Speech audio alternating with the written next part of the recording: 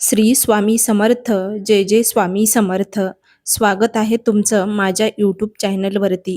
तुमच्या मनातल्या सर्व चांगल्या इच्छा स्वामी महाराजांच्या आशीर्वादाने खरंच पूर्ण व्हावी अशी मी स्वामी महाराजांच्या चरणी प्रार्थना करते आणि व्हिडिओला सुरुवात करते. व्हिडिओ कुठेही स्किप न करता शेवटपर्यंत व्हिडिओ तुम्ही नक्की बघा. जर तुम्हाला व्हिडिओ आवडला तर व्हिडिओच्या कमेंटमध्ये नक्की लिहा श्री स्वामी समर्थ. जय जय स्वामी समर्थ. आपण स्वामी महाराजांची सेवा म्हणजेच नित्यसेवा दररोज नित्यनेमाने करत असतो. स्वामींचं नामस्मरण करत असतो. आपल्या कुलदेवी कुलदैवतांची सेवा करत असतो. स्वामींची सेवा करत असताना आपण आपल्या कुलदेवी आणि कुलदैवत यांना विसरता कामा नये. आपण त्यांची देखील सेवा म्हणजेच त्यांच्या मंत्राचा जप नामस्मरण करायला हवं. आणि आपले इष्टदैवत दररोजच्या दररोज नित्य नेमाने आपल्या देवघरातल्या देवांना स्नान घालावे म्हणजे दररोजची देवपूजा नक्की करावी. घरामध्ये प्रसन्न वातावरण राहते. घरामध्ये सुख समृद्धी ऐश्वर्य संपन्न आपलं घर राहते. घरामध्ये अन्नधान्याची देवता मानली जाणारी अन्नपूर्णा देवी हिचा वास आपल्या घरामध्ये राहतो. ज्यावेळेस आपल्या घरामध्ये सर्व स्वच्छता असेल त्या घरामध्ये माता लक्ष्मी नक्कीच टिकून राहते. त्याचबरोबर आपला मेन उंबरठा ते देखील दररोज नित्यनेमाने पुसून घ्यावा, स्वच्छ असावा. दररोज रांगोळी काढावी. आपल्या घरामध्ये माता लक्ष्मी नक्कीच वास करेल. आपल्याला कधीच आर्थिक अडचणी येणार नाहीत. आपल्या घरामध्ये सुख समृद्धी नक्कीच नांदेल. तर संध्याकाळच्या वेळेमध्ये आपण या 4 ठिकाणी दररोज नित्यनेमाने दिवे लावले अत्यंत महत्त्वाचं आहे. तर ते 4 ठिकाण कोणते आहेत ते आपल्याला माहिती असणं अत्यंत महत्त्वाचं आहे.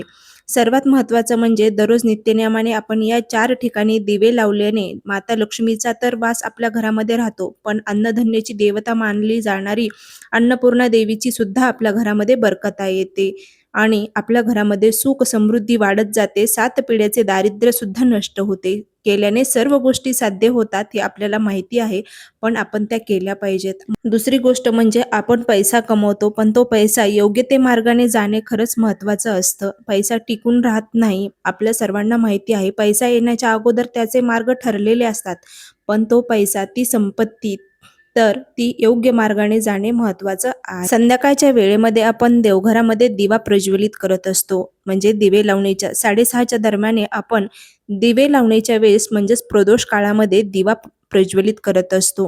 तर आपण तेलाचा दिवा लावत असतो किंवा तिळाचं तेल जे आहे त्याचा दिवा आपण प्रज्वलित करत असतो. पण सर्वात महत्त्वाचं म्हणजे संध्याकाळच्या वेळेमध्ये देवासमोर म्हणजेच आपल्या देवघरासमोर तुपाचा दिवा नक्की लावावा. तुपाचा दिवा लावल्यामुळे घरात सकारात्मक ऊर्जा राहते असं मानलं जातं. म्हणून संध्याकाळच्या वेळेमध्ये देवघरासमोर तुपाचा दिवा नक्की लावावा. दुसरी गोष्ट म्हणजे तुळशीसमोर दिवा. तुळस माता अतिशय पवित्र मानली जाते. तुळशीचे खरंच खूप महत्त्व आहेत आणि आपल्या घरामध्ये एकतरी तुळशीचं रोपटं नक्की असायला हवं. तुळशी मातेपुढे दिवा लावल्याने घरामध्ये सुख शांती आणि समृद्धी नक्कीच येत असते. म्हणून संध्याकाळच्या वेळेमध्ये तुळशीसमोर एक दिवा नक्की लावावा. घरामधली जी नकारात्मक शक्ती आहे ती खेचून घेण्याचं काम ही तुळस माता करत असते. खूप प्रभावी अशी ही तुळस मानली जाते, म्हणून तिचं एक तरी रोप आपल्या अंगणामध्ये नक्की लावावा. तिसरा दिवा हा मुख्य दरवाजाजवळ लावावा. दररोज सकाळी उठल्यानंतर आपला मुख्य दरवाजा स्वच्छ करावा आणि संध्याकाळच्या वेळेमध्ये आपला मेन दरवाजा जो आहे त्या उंबरठ्याच्या बाहेरून प्रवेशद्वाराजवळ दिवा लावल्याने शुभ ऊर्जा घरामध्ये प्रवेश करत राहते. म्हणून संध्याकाळच्या वेळेमध्ये मुख्य दरवाजाच्या जवळ एक दिवा नक्की लावावा.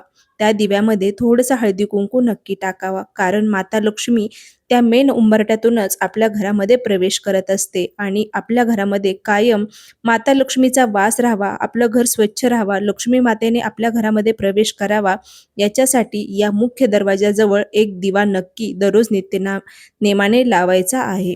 चौथा दिवा हा स्वयंपाकघरात म्हणजे अग्निदेवतेजवळ लावायचा आहे. आपल्या घरातली जी शेगडी आहे गॅसची त्याच्या बाजूला तुम्ही पौर्णिमेला किंवा अमावस्येला देखील हा दिवा लावायचा आहे. थोडं बाजूला लावायचा आहे स्वयंपाकघरामध्ये. स्वयंपाकघरात सुरक्षित ठिकाणी म्हणजे छोटा दिवा लावल्याने अन्नपूर्णा देवीची कृपा आपल्यावर राहते असं मानलं जातं. पण हा दिवा जरा सुरक्षित ठिकाणी लावणं महत्त्वाचं आहे. स्वयंपाकघरातला जो दिवा आहे तो गॅसपासून थोड्या अंतरावर लावावा. संध्याकाळी या 4 ठिकाणी दिवा लावणे खरंच खूप शुभ मानले जाते. त्यामुळे तुम्ही या 4 ठिकाणी हे दिवे नक्की लावा. तुम्हाला जर व्हिडिओ आवडला असेल तर कमेंटमध्ये नक्की लिहा. श्री स्वामी समर्थ. जय जय स्वामी समर्थ. अवधूत चिंतन श्री गुरुदेव दत्त.